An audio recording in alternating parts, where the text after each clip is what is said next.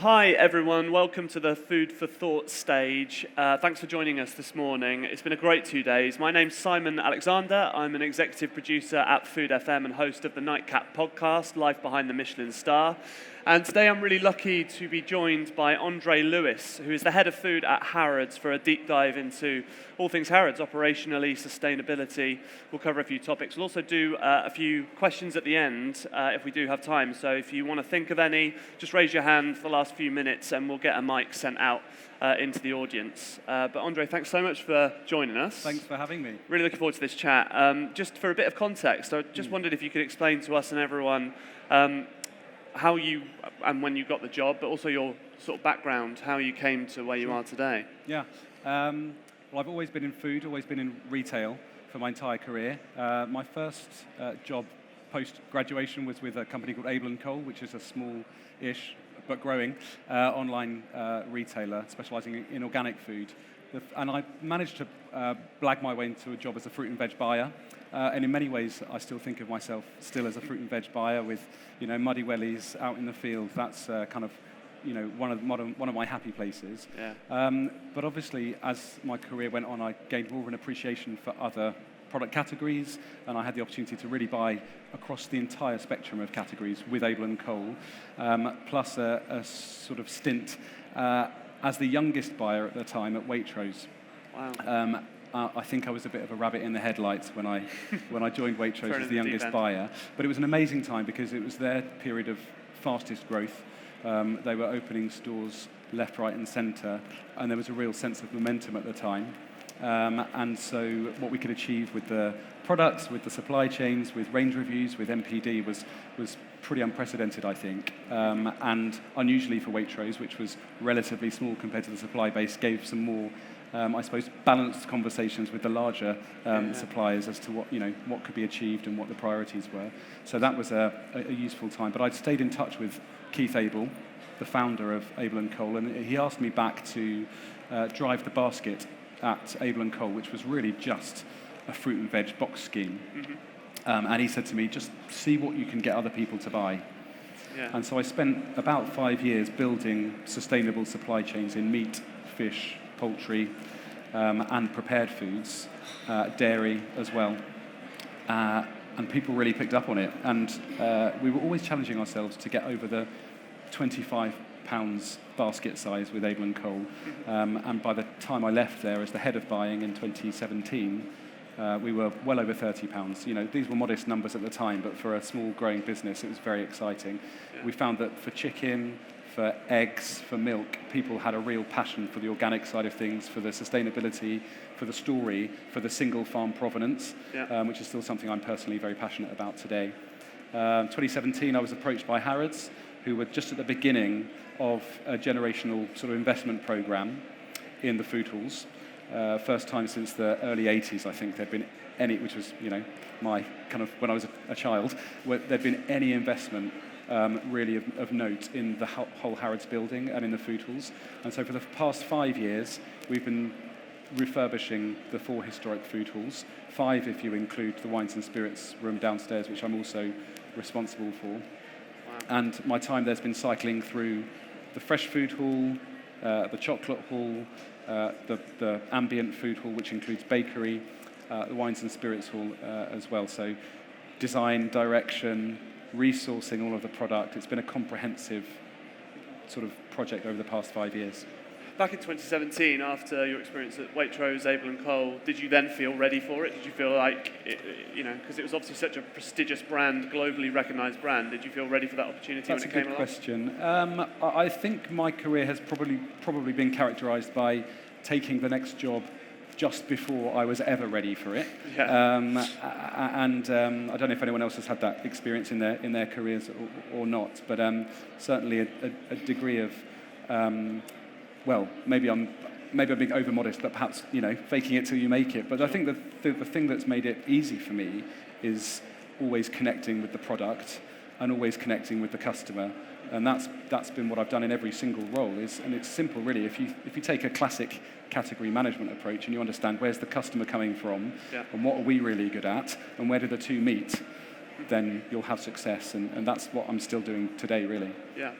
And when you first took over, what were the immediate challenges? You know, you were about to then go through overhauling the sort of interior and the look of the food hall, those sorts of things. But what were the biggest challenges facing you when you first started?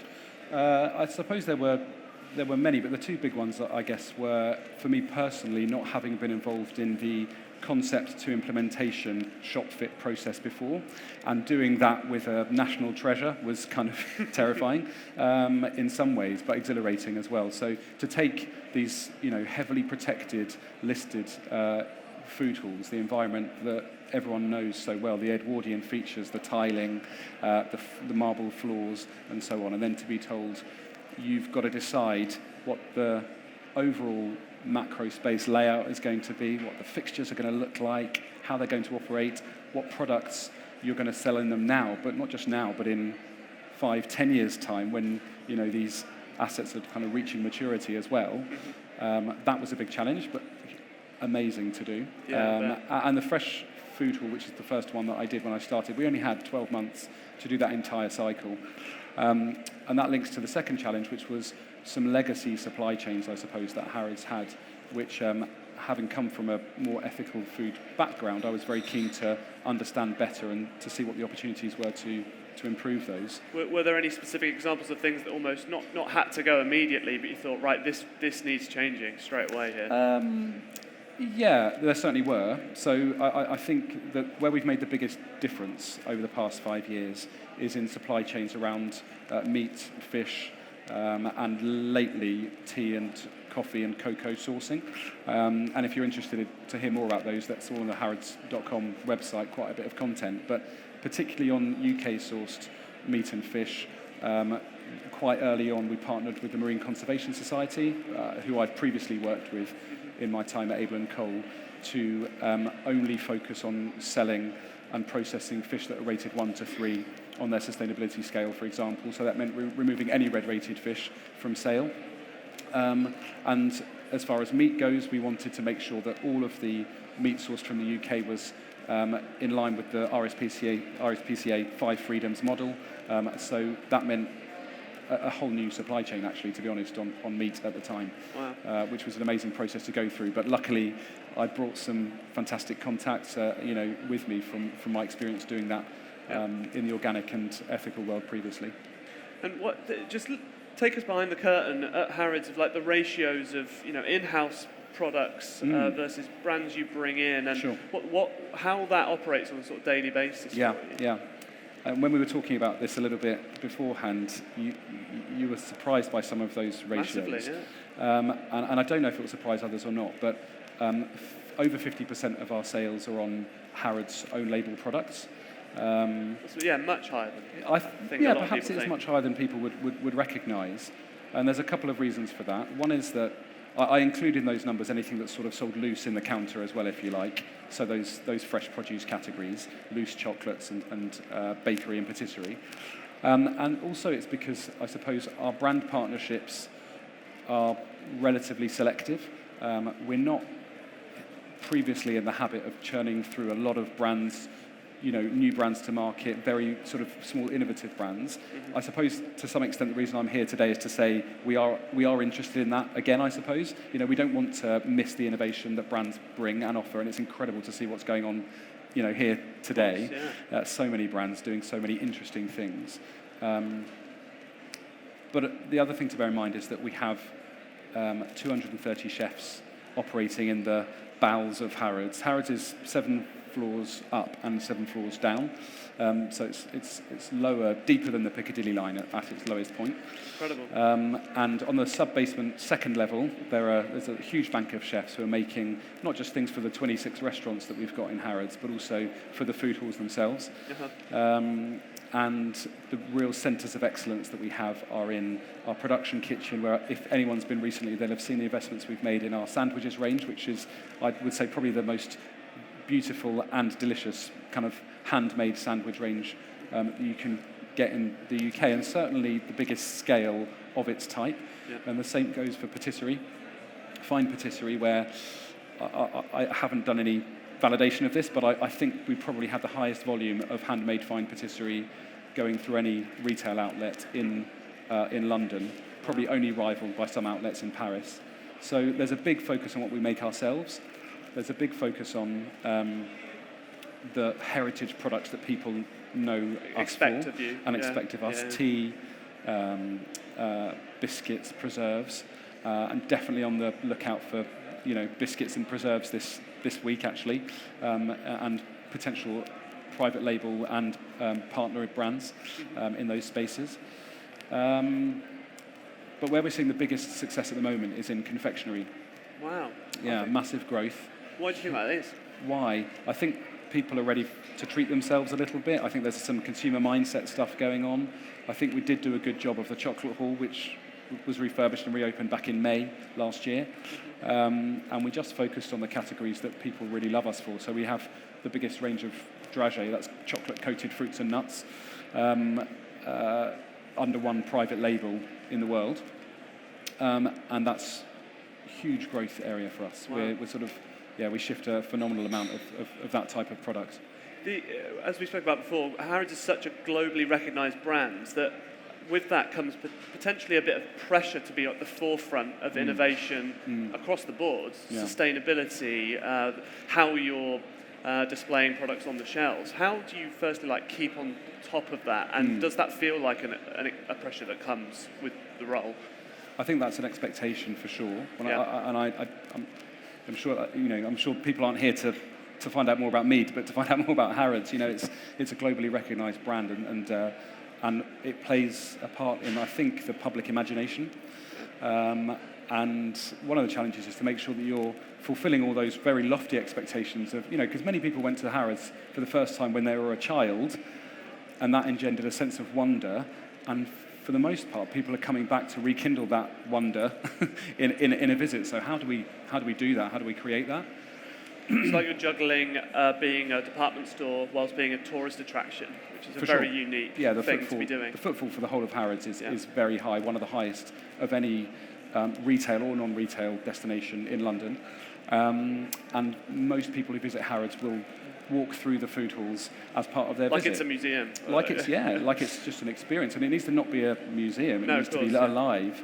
And real. And the way we've achieved that, I think, is by having manufacturing taking place, artisan handmade production taking place on the shop floor, whether that's our sourdough baguettes being baked in the in-store bakery, which is open for all to see, or the handmade chocolates in our chocolate kitchen, which is in the chocolate hall. There's things you can achieve with those products if they're being made fresh and sold straight away, from a moisture content perspective, from the freshness of the inclusions, because you don't get the fat migration from nuts through the cocoa solids and so on and so forth, that you can't achieve with a stable shelf life product. So I think once you connect with customers around those kinds of stories, they're hooked. That's what they're looking for. Yeah, absolutely. And when you said before that perhaps the ratio of products you have in-house is greater than people expect, so it becomes even more exclusive for a brand to partner with you and be on those shelves. Can you talk us a bit through that process and how you select the brands you work with? Of course.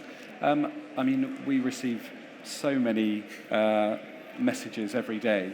Does that take all forms? People emailing you, sliding LinkedIn, into DMs, all of it? Yeah, but I welcome that. I mean, that's fantastic, and that's one of the ways in which you understand what's going on in the world of innovation and marketing. You also keep abreast of the latest sales techniques. There are some very ingenious, clever, really, especially in younger generations, sales techniques that are bubbling up. Yeah. I would say social plays a huge part in that. So, when you're marketing your brand to consumers, you're also marketing it to prospective buyers. So have that in mind. So that's one form. But also we need to be on the front foot as well. And I think it's fair to say that because of the refurbishment program that we've been going through for the past 5 years, we've been fairly inward looking. We've been focused on business cases, on designing fridges in Italy, where they're manufactured, and haven't had the time or headspace that I would have liked to be, in this forum, for example. And so, having done that project, having built it, and seeing the growth that we're now seeing, the time is right for us again to be understanding what role brands play, in our portfolio. So there's actually no formal way to get your attention, so to speak. People are being creative, but that's good. You're inviting that. Yeah, it's more organic. You're right. We don't have meet the buyer days. We have done in the past. At the moment, that's not part of our program, but maybe it will be again. The big thing for us is still balancing that priority we have for own label. You know, people come to Harrods to a very large extent to understand and engage with Harrods as a brand and take away a piece of Harrods. So own label will always be so important to us for that reason. You know, people physically want to engage with the Harrods brand, and food is the only category in which they can do that. We're the only own label part of the Harrods, business. Us and the signature gift sort of categories, souvenirs and so on and so forth. So that's a really high priority, for us. The role that brands play is in innovation, discovery, taking risks, connecting with customers in categories where we don't have the expertise to do so. You can see that really in our fresh food sort of concessions in the market hall. You've got fresh pasta, you've got Michelin star chefs doing Indian food, you've got Pan-Asian offering, smaller startup brands like Kaleido Rolls doing really super fresh Vietnamese summer rolls and so on and so forth. There's a big role for brands to play in that fresh space. And in the ambient world, it's more about understanding how you support the Harrods customers' culinary journey. If they're buying a beautiful cut of, beef or some fresh pasta, what is it that brands can do to augment and build that experience as well? Absolutely. And are there any examples of brands that you've maybe taken a risk on, or sort of thought this could work, not sure, and it's gone on to be even greater than you expected? I mentioned the fresh pasta concession that we've got, Pasta Evangelists in the food halls. I just tell this one because I think it's a nice story of the investment life cycle of a startup brand, as much as anything. I think it was a paid ad that popped up on my Instagram feed 5 years ago, and I just liked the look of the brand, really. I found a way to contact Alessandro Savelli, the founder, I think through their website, live chat on the website. Wow. I just said, hi, I'm from Harrods. Yeah, right. I like the look of your brand. I think my eye was caught by the fact that they were, backed by Prue Leith, Bill Sitwell, Giles Corran, and so on. So I thought there must be something in that. So that association was very powerful for them, I think, as a brand. But at the time, they were just a very, very small subscription startup doing boxes of pasta through the letterbox that they'd hand-filled in a kitchen, not too far from here. But I loved what they were doing. And my background was in fresh food subscription, so I had a bit to offer them in terms of, helping to understand the dynamics of those businesses, connecting them with some people in the space. And I said, in return, are you interested in looking at a physical opportunity in Harrods? And I think for them it fitted with their marketing program at the time, and with their desire to get into sort of physical space. And of course, it landed incredibly well in the food halls because it's so beautiful to look at the product. It's delicious, and you could buy fresh pasta made on the spot, à la minute, and take it away. And I had a gut feel that fresh pasta was about to have a bit of a bit of a moment, which was a punt. So how had you gone through those feelings and thoughts about it and contacted them before you tried it? Yeah. Before I tried the product. Yeah. I think around the same time I ordered a box. To try it for myself to see if there was something in it. We had loads of conversations. We brought them in. I introduced them to the managing director. He said fresh pasta's never going to work, and so I had to convince him that it would. And so that's an example of taking a risk. But the reason I think it connected with customers was because of that visual impact, because pasta's a very honest product and an honest very category. Humble. It's not very that humble. Luxurious like other things you'd associate Harrods with necessarily. No, for sure. But it can be done. Any humble product can be done in a way that makes it luxurious. That's the amazing thing about food as a category, is it's where people go to elevate their experience, to celebrate, to invest a bit in treating themselves or giving a gift to someone else. Pasta can even be given as a gift, and it is. If you buy it from Harrods, packaged in a certain way. So it had all those hallmarks, and luckily it worked out. Of course, last year I think it was, they were, invested in, 50% by Barilla for a huge sum, Amazing. who are looking for a way, amazingly, an Italian pasta brand, looking for a way to do pasta, fresh pasta, both in the UK market, but also to bring back to the Italian market. So a nice example as well of where London entrepreneurialism, or UK entrepreneurialism, was leading the way. Yeah, it's so reassuring to hear. You mentioned before about confectionery and what are there any other sort of particular areas that you're really looking at right now to develop? Yeah, as I mentioned before, we're in a big redesign process for all of our packaging at the moment, which we're about 40% of the way through, having relaunched all of the confectionery last year. We're now looking at the traditional foods. So tea is happening. We're about 50% of the way through that, and the rest, the sort of the tinned stuff still to come. Mm-hmm. Biscuits, preserves. So I'm very interested in those classic categories that people think of us for, and tend to have the Harrods name on them. So I'll definitely have my eye out for artisan producers and so on. And I think for us it's important. We're a global brand and a very mainstream brand, but with very small artisan producers in our ecosystem at our heart. Mm-hmm. And I think because we're still just one department store at the end of the day, we do sell through other channels in a modest way, but in food, 80% of what we sell is through the food halls. Yeah. And it's one shop, and so the volumes aren't astronomical. We can still provide that quality under a globally recognised brand. That's one of the things that makes Harrods quite fun to work with from my perspective. Absolutely. I've spoken to loads of businesses over the last couple of days about how things have changed for them after all the adversity we've faced over the last couple of years. Perhaps people have pivoted, moved in directions they didn't anticipate, operationally or even their products. Are there any things that have changed for you guys for the better, actually, because you were forced to adapt? Yeah, for sure. There's a couple of ways, I guess, that spring to mind. One is the fact that we launched on Ocado. I actually think there are so many brands here that are also listed with Ocado, so it'd be good to share experiences. That opens the brand up to a wider number of customers. We didn't have that in our strategy. That was a complete pivot that we made during the pandemic. During the store closure, we were closed for 5 months. Mm-hmm. We really wanted to continue to get the product out to our customers, which we can do to some extent through our own website, but we don't have the reach in UK grocery that obviously Ocado do. We love working with them, and we've learned a lot so far. It's our first time exposed to ratings and reviews online. I worked with ratings and reviews. The joys of ratings and reviews. So it keeps you very honest from a product quality perspective, from a value for money perspective, which is not something we're necessarily normally exposed to in the very lush, surroundings of the food halls. So it's an interesting challenge to make sure that your products stand up in and of themselves outside of their native environment, which is what products always have to do when they're sold online. And one of the reasons I think there will ultimately be a limit to penetration online is because you don't get the complete experience. And then the other thing that springs to mind is in the investment that I was mentioning before in experience.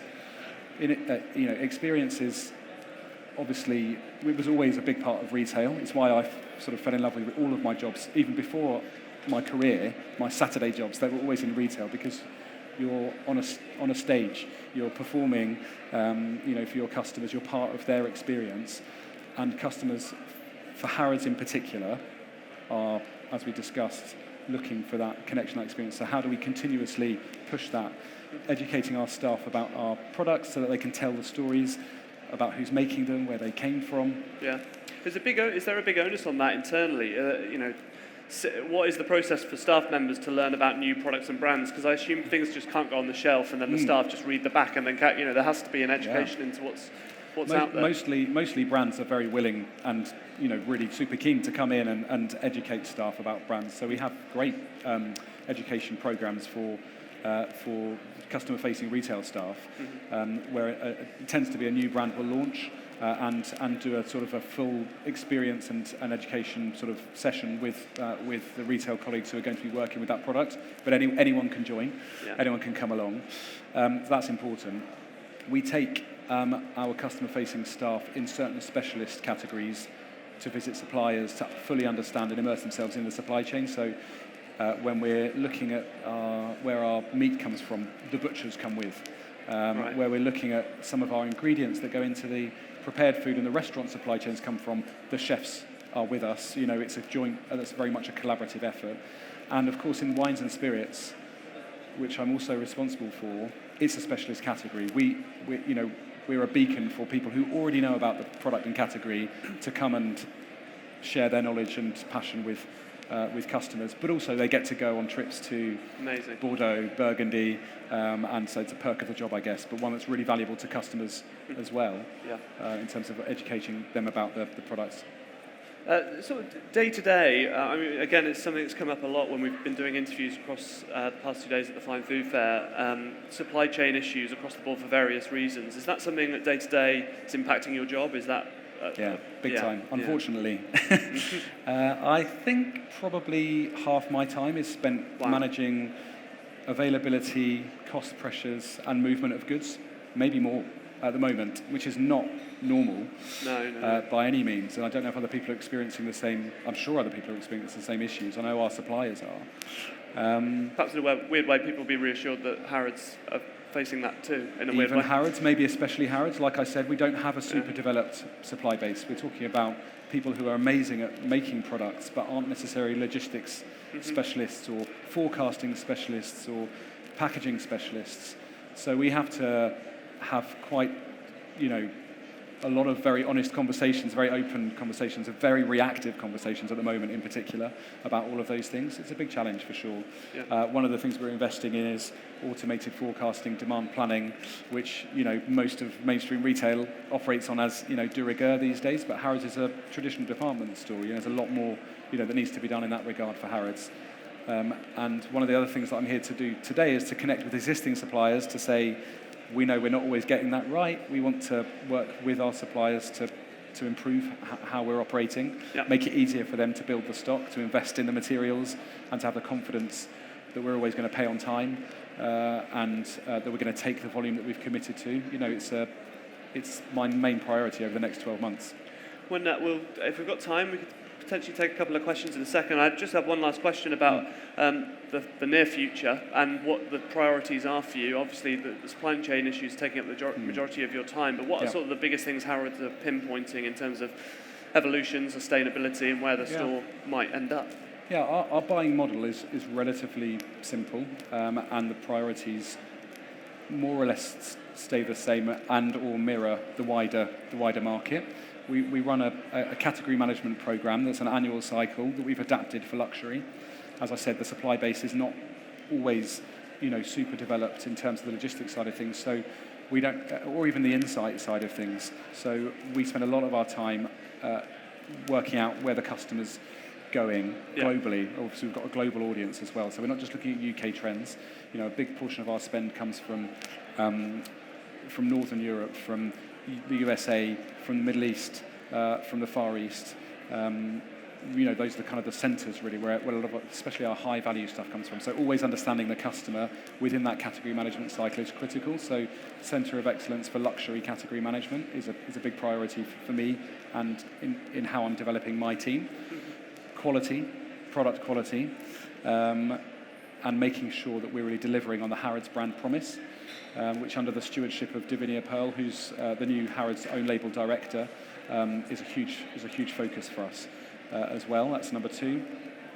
And number 3, as I already mentioned, is that supplier engagement, relationship building, collaborating more than ever. We don't want to be having old school grocery tete-a-tetes with our suppliers. We want to be facing the same way into the supply chain challenges, but also into the sustainability challenges and conversation, which is the big 4th sort of focus for us. And we're right in the middle of a planning cycle or strategy planning sort of cycle for what sustainability looks like for us going forwards. The same conversations that I think everyone's having across the board at the moment, but for us it sort of falls into 4 broad areas, which is in food this is, being smart and regenerative in agriculture and aquaculture, making sure that we put the people first from an ethical perspective, and the animal first from a welfare perspective throughout our entire supply chain. So what does that look like going forward? What decisions, even difficult decisions, do we need to make? Designing products for circularity, which is a word that I'm hearing more and more, and I'm sure other people are hearing more and more, but for us it's just making sure that the materials and resources that are used all of our products and packaging are designed in such a way that they can be used indefinitely, continuously, or returned safely and with zero impact to the natural environment. Luckily, we don't waste a lot of product, but we want to reduce even further the waste that the food waste that we're producing. Yeah. And the fourth area is just in understanding what role luxury food and fine food and speciality food has to play in a healthy and balanced lifestyle. So those are the four domains that we're really talking about very actively at the moment, and I think we'll be able to share more about that over the coming months as a business. Yeah, it's fascinating. Great. Have we got time for one question? One question. Oh, brilliant. We've got a guy over here. If we're able to get a mic to him. Thank you. Hi there. Can you hear me? Yeah. Hi. Hi. Thanks for the question. So I work for a coconut water company, and my question would be, for sort of smaller brands who'd want to work with Harrods, do you have like a list of items you require in terms of working with Harrods that we would sort of need to hit, as in like certain quantities, sustainability, anything like that, just sort of top down? Maybe you have like 5 points you always consider every time you work with someone new. I just wanted to know if you could elaborate on that.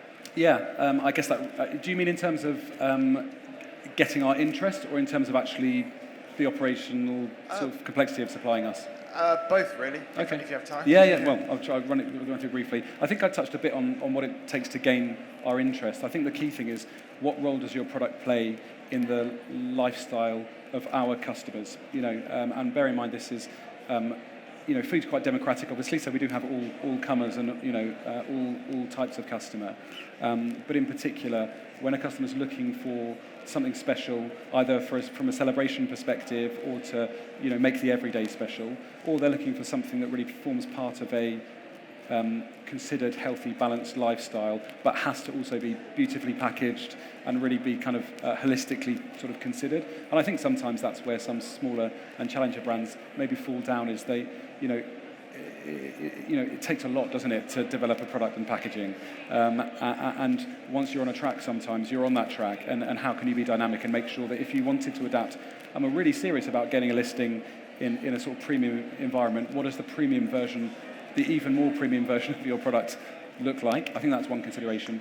Logistically, I think I've said that we're not necessarily running the most advanced supply chain in the world, so it's being available to speak, holding us accountable for when we're not available, and just having that honest conversation, being proactive at the moment, because we're seeing growth that we didn't imagine would be sort of possible post-pandemic, so we need our suppliers to help us come to the table with volumes and really keep the wheels moving, I suppose, as well. So it's really just about availability and good communications, and also booking in on time. Really boring stuff, so boring, but the basics. Which I think sometimes can be overlooked, because you're running a small brand. You're busy and stretched. So a lot of marketing, a lot of product development, a lot of these sorts of events. So how do you outsource or manage the logistics in a really kind of tight, contained way, so that you can supply people like us on a regular basis at relatively short notice? Does that help? Okay. Excellent.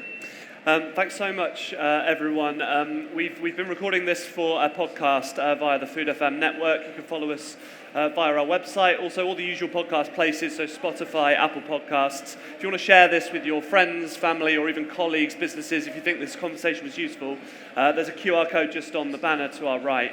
Otherwise, just search us online. You'll find it, the podcast of this session. André, thanks so much for joining us. Thank you. Thank you. Cheers.